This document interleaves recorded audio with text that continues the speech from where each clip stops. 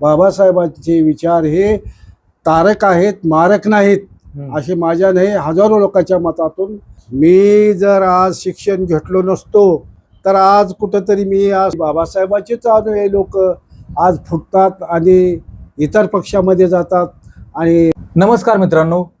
हो, सध्या संपूर्ण भारतभरामध्ये विश्वरत्न डॉक्टर बाबासाहेब आंबेडकरांची जयंती मोठ्या उत्साहाने साजरी होत आहे. हा सध्याचा जयंतीचा काळ चालू आहे. प्रत्येक गावामध्ये, प्रत्येक शहरामध्ये आपापल्या गरजेनुसार, आपल्या वेळेनुसार जयंत्या साजऱ्या होत असतात. हो, या व्हिडिओच्या माध्यमातून ज्यांनी संपूर्ण आयुष्य बाबासाहेबांच्या मार्गावर व्यतीत केलं आणि बाबासाहेबांचा मार्ग किंवा बाबासाहेबांचा विचारच हेच माझं आयुष्य आहे असं समजून जे आयुष्यभर जगले, ते सर्वसामान्य माणसं सुद्धा आपल्यासमोर यायला पाहिजेत असं मला वाटतं. आणि म्हणून या व्हिडिओमध्ये एक सर्वसामान्य पण बाबासाहेबांच्या विचारांचा खंदा पुरस्कर्ता आणि बाबासाहेबांच्या विचाराचा खरा भीम अनुयायी, त्या भीम अनुयायाची ओळख या व्हिडिओच्या माध्यमातून मी आपल्याला करून देणार आहे. हो, मुलाखती म्हणलं की बऱ्याच वेळेस आपल्याला सेलिब्रिटी आठवतात, कारण बऱ्याच वेळेस आपण सेलिब्रिटीच्याच मुलाखती पाहिलेल्या असतात. पण अगदी गाव पातळीवर जगणारे सर्वसामान्य माणसं सुद्धा किती सच्चे असतात आणि कशा पद्धतीने ते आयुष्य जगतात हे बऱ्याच वेळेस आपल्याला पाहायला मिळत नाही. या व्हिडिओच्या माध्यमातून किंवा माझ्या चॅनलच्या माध्यमातून मी जवळपास प्रत्येक थरातल्या लोकांचे अनुभव आपल्यासमोर घेऊन येण्याचा प्रयत्न करत असतो. या व्हिडिओच्या माध्यमातून सुद्धा बाबासाहेबांच्या विचारावर चाललेला एक सर्वसामान्य माणूस, पण बाबासाहेबांचा एक सच्चा भीम अनुयायी आणि त्या भीम अनुयायाची ओळख मी आपल्याला या व्हिडिओच्या माध्यमातून करून देणार आहे. हो, त्यांचं नाव आहे विश्वनाथ मल्हारी कांबळे. जय भीम. तर त्यांच्याकडून या व्हिडिओच्या माध्यमातून आपण त्यांचा जीवन प्रवास काय होता आणि त्यांच्या वेळचा जो काही काळ होता, त्या काळचं त्यांचं जीवन कसं होतं, एकूणच आपण थोडक्यात या व्हिडिओच्या माध्यमातून त्यांच्याकडून जाणून घेणार आहोत. जय भीम साहेब. आपलं या व्हिडिओमध्ये मी खूप खूप स्वागत करतो. तुमचं आयुष्य संपूर्ण बाबासाहेबांच्या मार्गावर तुम्ही व्यतीत केलात. या व्हिडिओमध्ये तुमचा प्रवास थोडक्यामध्ये सांगाल. तुमचा प्रवास कसा होता, तुम्ही काय सांगाल? जय भीम सर. मी राहणार विश्वनाथ मल्हारी कांबळे, राहणार हांडरगुळ इथला रहिवासी असून माझं शिक्षण मॅट्रिकपर्यंत शिवाजी विद्यालय हांडरगुळ येथे झालं. त्याच्यानंतर माझं ग्रॅज्युएशन उदयगिरी महाविद्यालय उदगीर येथून माझं ग्रॅज्युएशन कंप्लीट झालं. नंतर मी पुढील शिक्षणासाठी औरंगाबाद येथे MP लॉ कॉलेज औरंगाबाद आणि मिलिंद कॉलेज ऑफ लॉ तेथे शिक्षणासाठी मी पुढील शिक्षणासाठी औरंगाबादला स्थगिती झालो. आणि तिथूनच माझ्या मनातून मी मॅट्रिकला असतानाच माझ्या मनातली हे बाबासाहेबाच्या विषयी मनामध्ये माझ्या चळवळ चालू होते. त्यासाठी मी इथं तिथं कॉलेजला न जाता डायरेक्ट मिलिंद कॉलेज औरंगाबाद येथे ॲडमिशन घेतलं. आणि नंतर त्याच्यानंतर BGL तिथं फर्स्ट करून सेकंड टर्मला मी MP लॉ कॉलेज औरंगाबाद येथे ॲडमिशन घेतलं. आणि तिथं काही पुढील शिक्षण घेऊन आंबेडकर चळवळीमध्ये मी भाग घेतला. कांबळे साहेब, तुमच्या काळामध्ये बाबासाहेबांची चळवळ खूप प्रभावी होती आणि त्यामध्ये विशेष म्हणजे भारतीय दलित पॅन्थर म्हणलं की त्यांचा एक दरारा होता आणि त्यांचं काम सुद्धा तेवढंच प्रभावशाली होतं. त्या काळामध्ये चळवळीमध्ये तुमचं काही योगदान होतं का? मी 1972 पासून दलित पॅन्थर चळवळीमध्ये सहभागी राहत होतो आणि त्या चळवळीमध्ये मोठमोठ्या पुढाऱ्यासोबत हिंडत होतो. आणि मिलिंद कॉलेजला औरंगाबादला असताना सुद्धा नामांतर प्रश्न हा मोठ्या जोरात चालू होता. मोठमोठं उपोषण, मोर्चे, हे पॅन्थर संघटना वगैरे औरंगाबाद मुंबईपर्यंत आमच्या संघटना गेल्या होत्या. तिथं मागण्या केल्या आम्ही. आणि औरंगाबादला आल्यानंतर आम्ही दलित चळवळ, त्या औरंगाबाद नामांतर प्रश्नमध्ये 1989ला मोठी चळवळ झाली, हाणामार झाली, पोलीस लोकांनी आमच्यावर लाठीचार्ज केला आणि आम्ही त्याच्यामध्ये आम्हाला अटक पण केले. आम्ही त्या हर्सुल जेलमध्ये अटक पण झालो. पण हा नामांतर प्रश्न आम्ही माघार घेतला नाही. शेवटी आम्ही नामांतर प्रश्न आम्ही सिद्ध करून दाखवला आणि त्याच्याशी यशस्वी आम्ही झालो. आणि पुढील चळवळ, ती चळवळ आतापर्यंत आणखी आमच्या हृदयामध्ये चालू आहे. आणि ती चळवळ आणखी आंबेडकरवादाची आम्ही सोडलेली नाही. कोणतेही भाषण, स्पर्धा, कुठेही कार्यक्रम कोणतेही असले तर त्या कार्यक्रमामध्ये आम्ही भाग घेत असतो. म्हणून आम्ही ती चळवळ सोडलेली नाही. या चळवळीमध्ये मी असताना आम्हाला बरेच वाईट संकट गावामध्ये सुद्धा काही भोगावं लागले. काही कमी शिकलेले लोक गावामध्ये होते, अनुभवी नसलेले लोक. आम्हाला त्यामध्ये नामांतरच्या प्रश्नात किंवा दलित पॅंथरच्या प्रश्नामध्ये आम्हाला बरेच लोकांनी काही विरोध केला, पण आम्ही त्याला मानलो नाही. आमची चळवळ पुढेच ठेवली आणि या चळवळीमध्ये मी मोठ्या प्रमाणात भाग घेतला असताना काही गावातील लोकांनी मला हा फार पुढाकार घेतो, ह्यानं फार शिकलेला आहे असे म्हणून मला जिवंत मारण्याचा सुद्धा प्रयत्न. जिवंत जिवंत हा मारण्यासाठी? हा, लाकडं तेल वगैरे घेऊन आले होते, म्हणजे जाळून टाकायचं सगळं? हा, असा सुद्धा मला काही लोकांचा प्रयत्न होता. पण या चळवळीतून सुद्धा मी चळवळ सोडली नाही. आमच्या उदगीरच्या संघटनेमध्ये मिसळून मी गावाबरोबर शांततेने काम केलं आणि बऱ्याच लोकांवर गावातल्या काही संकट आले, पण आम्ही समंजसपणाने गावातले संकट आम्ही मिटवलो. कुणाला विरोध केला नाही. मलाच खूप विरोध केले, पण मी कुणाला विरोध केलो नाही आणि आमच्या गावात समंजसपणाने आम्ही प्रश्न मिटविले. आणि आमचा काळ त्यावेळेस अनाडी होता म्हणून केले असतील, पण आता आम्ही सर्व काही समंजसपणानं खेळीमिळीनं आम्ही गावामध्ये वातावरण चांगलं आहे. आणि परत मी इलेक्शनमध्ये राजकारणात पडले, मला बिनविरोध गावातून निवडून काढले. त्यामुळे मी आमच्या समाजातील बरेचसे काही चांगली कामं केले आणि गावाची सहकार्याने सर्व आतापर्यंत आम्ही समंजसपणानं आणि मित्रभावनेने खेळीमिळीच्या वातावरणामध्ये आम्ही जगतोय. त्यावेळेस तुम्ही आता म्हणले की मला जिवंत मारण्यासाठी प्रयत्न केला होता, नेमका तो प्रकार कशामुळे, कोणत्या कारणामुळे? ते आम्हाला जिवंत मारण्याचा प्रयत्न म्हणजे मी स्वतः पुढारी होतो, निवडून आलेला होतो, त्यामुळं ते मी एक पुतळा बसवला होता, आंबेडकरांचा पुतळा ग्रामपंचायतच्या समोर मी बसवला होता.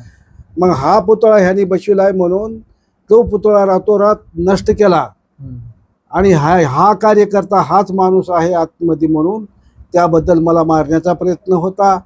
मग मी कलेक्टर, गृहमंत्री, तहसीलदार इकडे तिकडे सर्व चौकड ॲप्लिकेशन अर्ज दिला.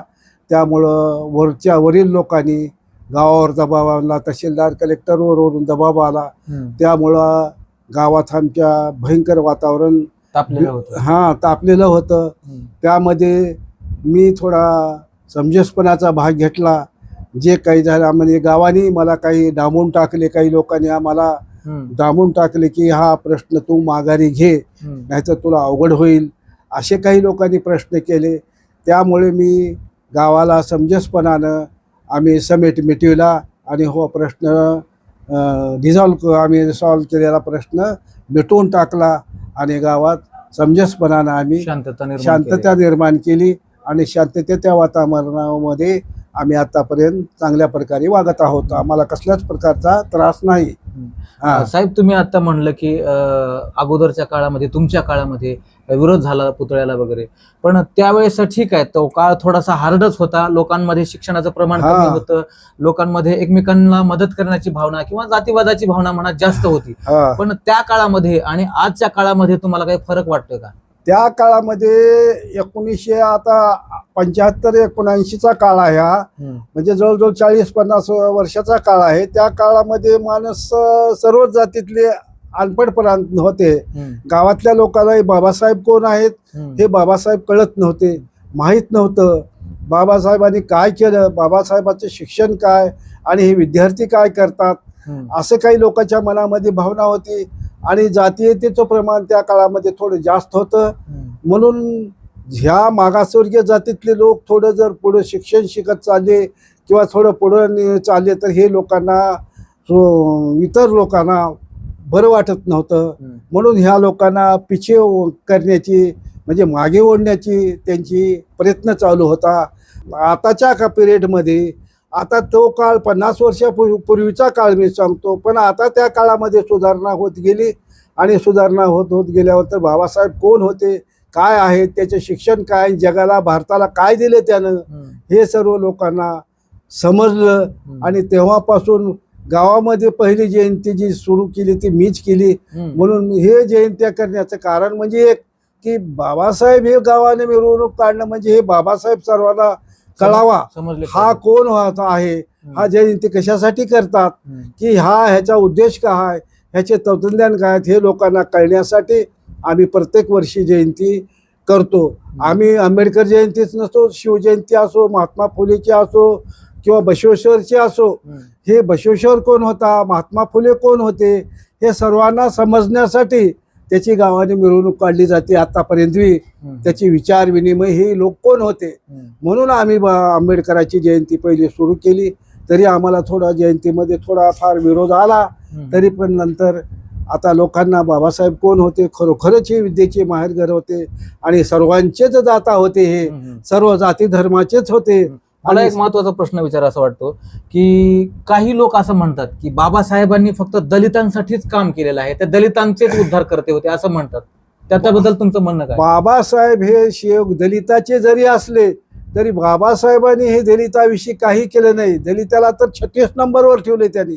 पहिलं ओबीसी लोकांना पहिलं सवलती दिल्या, आदिवासी लोकांना सवलती दिल्या, NT DNT सर्व लोकांचा विचार, जाती धर्माचा 150 लोकच्या जातीचा विचार करून नंतर हे 80 लोकांना 36वी नंबरवर त्यांना आणले. याच्या अगोदर 36 जातीचा त्याने विचार केला आणि त्या लोकांना आपल्या समोर यावं, आपल्या बरोबरीने चालावं आणि हे पिचत पडलेले लोक पुढे यावं म्हणून त्याने सर्व जाती धर्माला त्याने घेऊन चाललं.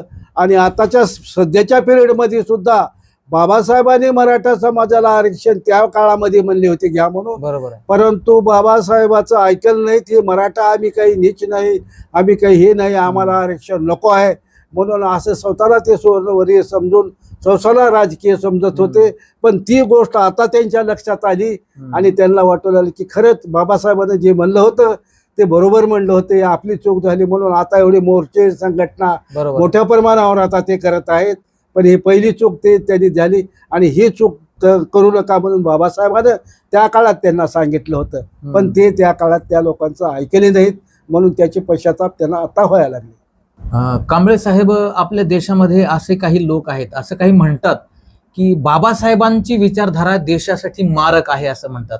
त्याच्या पुढेही जाऊन काही लोक असं म्हणतात की जातीची निर्मिती ही बाबासाहेबांनीच केलेली आहे. बाबासाहेबाच्या संविधानामध्ये बाबासाहेबांनी SC ST OBC असे जे गट तयार केले, कॅटेगरी, त्याच्यामुळे जातीची निर्मिती म्हणजे बाबासाहेबांनी जात निर्माण केली असं म्हणतात. याच्यावर तुमचं काय म्हणणं आहे? बाबासाहेबांचे विचार खरंच मारक आहेत का पोषक आहेत देशाला? माझ्याच मते नसून हजारो लोकांच्या मते असं आहे की बाबासाहेबांचे मत हे तारक आहे, मारक नाही. जर बाबासाहेबांचे विचार मारक असते तर या देशाचे हजारो जाती निर्माण झालेल्या होत्या, त्या जातीतले लोक एकत्र करता आले नसते आणि पूर्वीसारखे तशाच प्रकारचे जाती निर्माण झाल्या असत्या. पण बाबासाहेबांनी सर्व जाती धर्मातील लोक एकत्र करून ह्या देशाचे संविधान तयार केलं आणि संविधानाच्या माध्यमातून सर्वांना न्याय, सर्वांना हे मिळावा म्हणून बाबासाहेबांनी सर्वांसाठी एक विचार मांडला आणि मोठी संविधान तयार केलं आणि या संविधानाच्या माध्यमातून सर्व गटातील लोकांना सर्व न्याय, सर्व समानता, सर्व हे काही सर्व बाबासाहेबाच्या संविधानामधून सर्वांना मिळते. म्हणून बाबासाहेबांचे विचार हे तारक आहेत, मारक नाहीत. असे माझ्या नाही हजारो लोकांच्या मतातून बाबासाहेबांचे विचार हे मारक नाहीत. काही लोकांच्या मते आहे, परंतु जे राजकीय पुढारी राजकीय आपल्या पोळ्या भाजून घेण्यासाठी लोक काही मारक आहे असे समजतात, काही मनोवादी लोक मारक आहे असे समजतात. परंतु सर्व जगासाठी, सर्व भारतासाठी किंवा सर्व जाती धर्मातील लोकांसाठी, तळागाळातील लोकांसाठी बाबासाहेबांनी विचार करून एकत्रित करण्यासाठी तयार कायद्याचा अभ्यास करून, सर्व जातीचा अभ्यास करून हा संविधान तयार केलं आणि या संविधानाच्या माध्यमातून सर्वांना समान न्याय मिळतो, समान हक्क मिळतो, समान मताला एका बाबासाहेबांनी एका मताला एका राज्याच्या मता एवढा अधिकार बाबासाहेबांनी एका आपल्या संविधानातून दिलेला आहे. म्हणून हा मतदानाचा अधिकार हा तारक आहे का मारक आहे तुम्हीच समजावा. तर हे बाबासाहेबांचे विचार मत हे तारक आहेत, हे मारक हे अजिबात हे राजकीय पुढाऱ्यांना फक्त आपल्या पोळ्या भाजून घेण्यासाठी मारक असे आहे म्हणून लोकांची दिशाभूल करून ते आपल्या पोळ्या भाजून घेतात. परंतु बाबासाहेबांचे विचार हे फार मोठे होते. म्हणून बाबासाहेबांची ज्या लोकांनी विचार घेतलेत, ज्या लोकांनी त्यांचा अभ्यास केला, ते लोक आज मोठ्या लाल दिव्याच्या गाडीत फिरत आहेत. हे आज मोठ्या आरक्षण दिलं त्यानं, शिक्षणात तळागाळातील लोकांना सर्वांना त्यांनी वर काढलं आणि संविधानामधून त्याने सर्व जातींना समानता हे करावं म्हणून त्यांचे विचार होते. परंतु ते विचार आत्तापर्यंत रुजले नाहीत. म्हणून आणखी आपल्या देशात काही त्रुटी आहेत आणि हजारो वर्षापासून लोक आपली पिढीत पडलेले होते, गुलामगिरी होते. त्या गुलामगिरीतून हे बाबासाहेबांनी संविधानाच्या माध्यमातून आपल्याला वर काढलेलं आहे. म्हणून बाबासाहेब हे तारक होते, बाबासाहेब हे मारक नव्हते. कांबळे साहेब, बाबासाहेबांचं स्थान तुमच्या आयुष्यात काय आहे आणि बाबासाहेबांच्या या मार्गावर चालताना तुम्हाला कोणता बदल जाणवला? आज बाबासाहेब जर जगात जन्मले नसते, भारतात जन्म जर घेतला नसता तर आमचा भारत आज फार पिढीच पडला असता. आणि आमचे तर पहिल्यापासून पूर्वजापासून शेण माती नोकऱ्या करण्यामध्ये लोकांच्यात गेले आणि आजही जाणार होते. पण बाबासाहेबांच्या जीवनाने त्यांनी आज आम्हाला एका नरकातून वर काढलेले आहेत. बाबाची बरेच पुस्तकं वाचली आहेत, त्याच्यातून बाबासाहेब कोण होते याचे ज्ञान मला मिळालेले आहे. त्याच्यातून मी आतापर्यंत शिक्षण घेतलो आणि या बाबासाहेबांच्या वाचनामुळं आणि त्यांच्या विचारामुळं मी आज एवढा मोठा बनलो. सर्व जातीमध्ये माझे लोक आज लाल दिव्याच्या गाडीत फिरत आहेत, लाल दिव्याचे आहेत. माझा स्वतःचा घरचा मुलगा आज एक डॉक्टर आहे. मी तर शिकलोच, पण माझ्या मुलाबाळाला मी शिकवून माझा मुलगा सैन्यामध्ये मी भरती केला आणि माझा मुलगा जेशो कमांडर ऑफिसर झाला आणि तो आता सध्या डॉक्टर म्हणून आहे. माझी नातसुद्धा डॉक्टर आहे आणि माझा एक नातू संशोधन याचे कॉलेजमध्ये लागलेला आहे, पुणे विद्यापीठमध्ये. आज शास्त्रज्ञ बनणार आहे, त्यानं चालू आहे. म्हणजे कुणाची पुण्य आहे? बाबासाहेबाची आहे. मी जर आज शिक्षण घेतलो नसतो किंवा बाबासाहेबांचे अनुयायी नसतो तर आज कुठंतरी मी आज सालगडी बनून नौकर राहिलो असतो किंवा शेणपाणी केले असते किंवा लोकांची गोबंदगीमध्ये पहिलं जसा समाज गुलामगिरीमध्ये होता त्याचप्रमाणे मी सुद्धा गुलामगिरीमध्ये राहिलो असतो. पण बाबासाहेबांच्या शिक्षणामुळं माझे मुलं मोठे झाले, मी मोठा झालो. आज समाजात आज खांद्याला खांदा लावून सर्व ह्याच्यामध्ये फिरत आहे मी. म्हणून बाबासाहेबाचं स्थान हे माझ्या जीवनात सर्वात उच्चस्तरीय आहे. कांबळे साहेब, बाबासाहेब जर आज जिवंत असते तर सध्याच्या समाजाला त्यांनी काय सांगितलं असतं? आजच्या जीवनात जर आजच्या सध्याच्या युगामध्ये ह्या नवीन मॉडर्न युगात जर बाबासाहेब जर असते तर आज देशात एवढी आपल्या दुफाळी माजलीच नसती, देशात एवढे राजकीय पुढारी झालेच नसते. ह्या देशामध्ये 1 ते 2 पक्ष निर्माण झाले असते आणि देश अगदी शांततेच्या रीतीने आज चालला असता आणि त्यांचे बाबासाहेबाचे विचार हे सर्व लोकांना पटले असते आणि त्यांनी आपल्या विचारातून सर्व लोकांना एकतेचं त्यांचं मत होतं. एकतेची समानता आणण्याचे ते बाबासाहेबाचे विचार होते. बाबासाहेब जर असते तर आज या भारतामध्ये बहुतेक 75% समानता त्यांनी करणार होते आणि त्यांचे विचार सर्वांना पटणार होते आणि सर्व एक ह्याच्या खाली चालावं, राज्याखाली चालावं. एवढे पक्ष, एवढे गट, एवढे राजकीय दुफाळ्या माजल्याच नसत्या. आज आमच्याच बाबासाहेबाचेच अनुयायी आज फुटतात आणि इतर पक्षामध्ये जातात आणि बाबासाहेबाच्या नामाचा विसर पडतात. आज बाबासाहेबांनी 1/4 म्हणजे 1/4 आरक्षण दिलेलं आहे निवडणुकीमध्ये दिल्ली ते गल्लीपर्यंत. पण ह्या आरक्षणाचा फायदा ह्या दलित लोकांना, या मागासवर्गीय लोकांना आतापर्यंत ह्या सुवर्णानं मिळू दिला नाही. हे लोक फोडून टाकून आपली सत्तापोळी भाजण्यासाठी ह्या लोकांनी जर बाबासाहेबांना म्हणले होते ते शिका, संघटित व्हा आणि लढा, हे बाबासाहेबांनी धडा दिला होता. पण हा धडा ह्या आमच्या जनतेने विसरलेला आहे. आमच्या जनतेची दिशाभूल करून त्या लोकांनी आमचेच मतभेद फोडून आमचेच मत विकले जातात आणि देशात दुफाळी मारली जातात. आज जर बाबासाहेब असते तर हे असल्या दुफाळी होऊ दिले नसते. एक मत, एक जीवन आणि एक पक्ष असा त्यांनी निर्माण केला असता आणि आमच्या दलित मागासवर्गीय लोक एकांनाही त्यांनी फुटू दिलं नसतं आणि समाजात एकीचं वातावरण चाललं असतं आणि भारत देश हा शांततेनं चालला असता, असं माझं मत वाटतं बाबासाहेब. कांबळे साहेब, शेवटचा प्रश्न मला तुम्हाला विचारावासा वाटतो. आजच्या तरुणांनी बाबासाहेबांकडून जर एकच गोष्ट घ्यायची असेल तर ती आजच्या तरुणांनी कोणती घ्यावी? तर बाबासाहेबांच्या विचाराचा अवलंबन केला पाहिजे आणि प्रत्येक तरुणाने ह्या बाबासाहेबांचं शिक्षण आणि बाबासाहेबांना सांगितलेलं आहे, शिका, संघटित व्हा आणि मग राजकारण करा, झगडा असं म्हणलेलं आहे. त्यासाठी आजकालचे तरुण ग्रॅज्युएट होऊन मॅट्रिक होऊन रस्त्यावर फिरत आहेत. त्यांना शिक्षणाची जाणीव नाही किंवा 12वी 11वी शिकल्यानंतर ते राजकारणात पडतात आणि राजकारणात पडत नसले तरी राजकारणात त्यांना पाडलं जातं.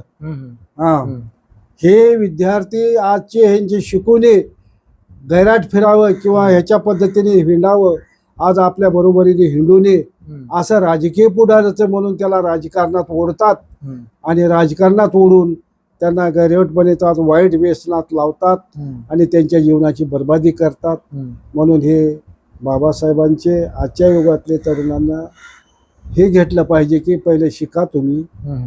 शिक्षण हे वाघिणीचं दूध आहे म्हणलेलं आहे बाबांना. तुम्ही कितीही जरी शिकलो तरी शिक्षण हे तुमचं कधी वाया जाणार नाही. बरोबर आहे. केव्हा ना केव्हा ते घुरघुरणारच. म्हणून तुम्ही बाबाचं शिक्षण घेणं हे अति आवश्यक आहे. बाबासाहेब हे आपल्या जीवनामध्ये 18 तास अभ्यास करीत होते. म्हणून आज बाबासाहेब हे जगात पहिल्या नंबरची आपल्या भारतात डिग्री त्यांची आहे. आज एक डिग्री त्यांची वाचली तर घाम येते, अर्धा तास त्याची डिग्री वाचायला लागते. कशामुळे मिळाली डिग्री? 18 तास अभ्यास करीत होते. प्रत्येक जाती धर्मातून, प्रत्येक क्षणाक्षराचा, प्रत्येक वनस्पतीपासून ते प्राण्यापर्यंतचा त्याने जगात अभ्यास. बाबासाहेबांना आज एक जगातला विद्वान म्हणतात. म्हणून सिम्बॉल ऑफ नॉलेज ही जगाने आज बाबासाहेबाला अमेरिकेनं युनोकडून बाबाला पदवी मिळालेली आहे. बाबासाहेबांना ऑक्सफर्ड विद्यापीठ ऑफ लंडन, लंडनमध्ये पहिला विद्यार्थी म्हणून आज त्यांनी नामांकित केलेला आहे. असा हा भारतातला पहिला विद्यार्थी म्हणजे आज बाबासाहेब आहेत. आणि आज कोलंबिया विद्यापीठामध्ये सुद्धा बाबासाहेबांचा पुतळा ठेवलेला आहे. आणि का ठेवलेला आहे? हा जगातला एक हुशार नामांकित विद्यार्थी. जगातली 100 विद्यार्थ्याची यादी होती, त्या 100 विद्यार्थ्यामध्ये बाबासाहेबाचं नाव पहिल्या यादीवर व्हावं. म्हणून हे बाबासाहेब कोलंबिया विद्यापीठामध्ये बाबासाहेबाचा पुतळा बसविलेला आहे. म्हणून आपल्या भारतातले लोक किंवा जगातले लोक जर इंग्लंडला अमेरिकेला शिकायला गेले तर ते प्रश्न विचारतात तिथल्या प्राध्यापकाला की ह्या बाबासाहेबाचा पुतळा, भारतीय बाबासाहेबाचा पुतळा इथं का आला? तर ते तिथले प्राध्यापक समजतात की हा विद्यार्थी जगातला 100 विद्यार्थ्यापैकी पहिल्या नंबरचा विद्यार्थी होता आणि जगातला हुशार विद्यार्थी होता. म्हणून हा ह्यांचा पुतळा इथं बसविलेला आहे. खूपच प्रेरणादायी गोष्ट आहे. माझ्या सुद्धा अंगाला काटा आला. कारण खरंच बाबासाहेबांचं चरित्र, बाबासाहेबांचा जीवन वृत्तांत कोणालाही थक्क करणारा आहे आणि जिवंत आहे. विशेष म्हणजे बाबासाहेबांचा विचार हा मुरदाड नाही, जिवंत आहे. मला खरंच हे सर्व तुमचं जे काही तुम्ही सांगितलात या मुलाखतीच्या माध्यमातून खूप मला आवडलं. खरं सांगायचं मला तर तुमचा सगळा जीवन प्रवास. आणि मला वाटतं दर्शकांसाठी सुद्धा मी सांगेन की तुमच्यासारख्या लोकांच्या संपर्कात प्रत्येक माणसानं जायला पाहिजे, ज्यांनी पूर्ण अभ्यास केलेला आहे आणि विशेष म्हणजे शिक्षणामध्ये ज्यांचं आयुष्य गेलेलं आहे. खरोखरच मला ही मुलाखत खूप प्रेरणादायी वाटली. तुम्हाला सुद्धा ही मुलाखत कशी वाटली तुम्ही कॉमेंट करून सांगू शकता. आणि असे जर वेगवेगळे तुम्हाला मुलाखती पाहायचे असतील तर या चॅनलला सबस्क्राईब करू शकता.